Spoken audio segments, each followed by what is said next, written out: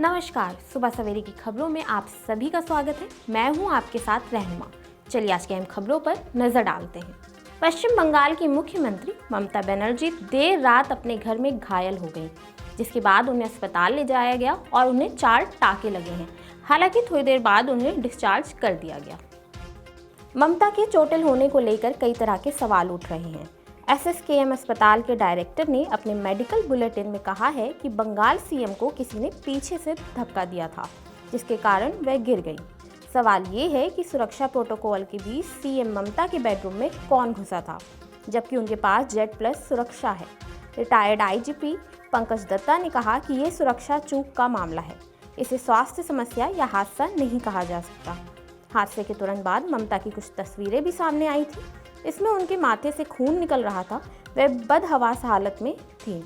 इसको लेकर भी सवाल उठ रहे हैं कि उस नाजुक दौर में ममता की फोटो किसने खींची। किसी ने उन्हें फर्स्ट एड देने की भी कोशिश नहीं की। घटना को लेकर ममता के मीडिया कोऑर्डिनेटर ने सबसे पहले कहा था कि सीएम अपने घर में चलते हुए फिसल गई थी। सीएम एक शो पीस पर गिरी, जिससे उनके माथे पर चोट लग गई। कोलकाता पुलिस ने सभी पहलुओं पर जांच शुरू कर दी है। पुलिस शुक्रवार को सीएम के घर जाकर CCTV फुटेज चेक करेगी। लोकसभा चुनाव से पहले मोदी सरकार ने बड़ा ऐलान किया है। मोदी सरकार ने पेट्रोल और डीजल की कीमत 2 रुपये घटा दी है। नई कीमतें 15 मार्च सुबह 6 बजे से प्रभावी होंगी। केंद्रीय मंत्री हरदीप सिंह पुरी ने ट्वीट कर कहा, पेट्रोल और डीजल के दाम में 2 रुपये की कमी करके देश के यशस्वी प्रधानमंत्री नरेंद्र मोदी ने एक बार फिर साबित कर दिया कि करोड़ों भारतीयों के अपने परिवार का हित और सुविधा सदैव उनका लक्ष्य है। सर, इम्पैक्ट तो ये चीज़ है कि देखिए 2 रुपये भी कम होते हैं तो इकोनॉमी के ऊपर बहुत ज़्यादा फर्क पड़ता है कि नहीं। जो देश की इकोनॉमी है उसके ऊपर बहुत फर्क पड़ता है।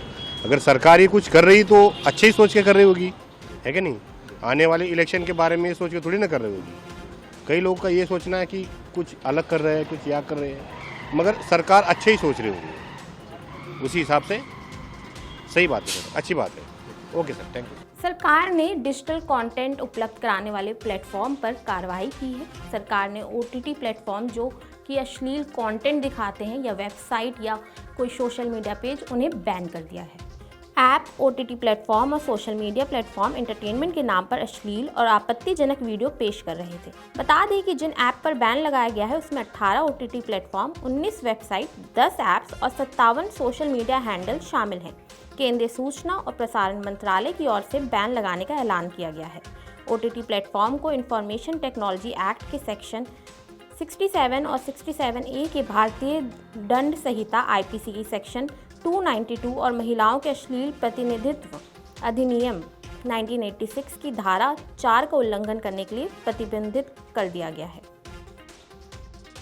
इलेक्टोरल बॉन्ड मामले में चुनाव आयोग ने SBI से मिली जानकारी को पब्लिक कर दिया है।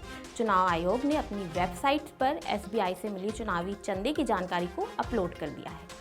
सुप्रीम कोर्ट ने केंद्र सरकार की इलेक्टोरल बॉन्ड योजना को असंवैधानिक बताते हुए रद्द कर दिया था।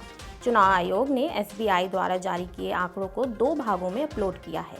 आयोग ने आंकड़ों के मुताबिक इलेक्टोरल बॉन्ड के खरीदारों में Grasim industries, Megha engineering, Piramal enterprises, Torrent power, Bharti Airtel, DLF commercial developers, Vedanta limited, Apollo tyres, Lakshmi Mittal, Edelweiss, PVR, Keventer, Sula wine, Welspun और सन फार्मा शामिल हैं। चुनाव आयोग के अनुसार फ्यूचर गेमिंग, मेगा इंजीनियरिंग और quick supply chain private limited समेत टॉप 20 डोनर ने अप्रैल 2019 से जनवरी 2024 के बीच कुल चुनावी बॉन्ड के 44.59% यानी 5,420.30 करोड़ रुपए के बॉन्ड खरीदे हैं। बैलेट पेपर से चुनाव कराने वाली याचिका पर आज सुप्रीम कोर्ट में सुनवाई होगी। सुप्रीम कोर्ट आज बैलेट पेपर से चुनाव कराने की मांग वाली एक जनहित याचिका पर सुनवाई करेगी। याचिका में भारत के चुनाव आयोग को लोकसभा चुनाव बैलेट पेपर के माध्यम से कराने का निर्देश देने की मांग की गई है।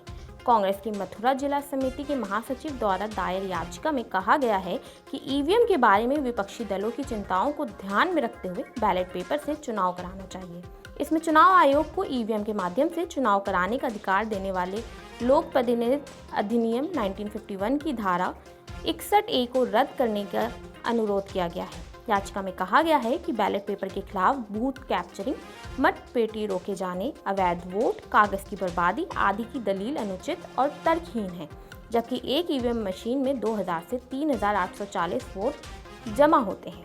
इसका मतलब है कि प्रति निर्वाचन क्षेत्र केवल 50 ईवीएम मशीनों के डेटा में हेरफेर करके प्रत्यक्ष निर्वाचन प्रणाली में 1 लाख से 1.92 लाख वोटों की धोखाधड़ी संभव है।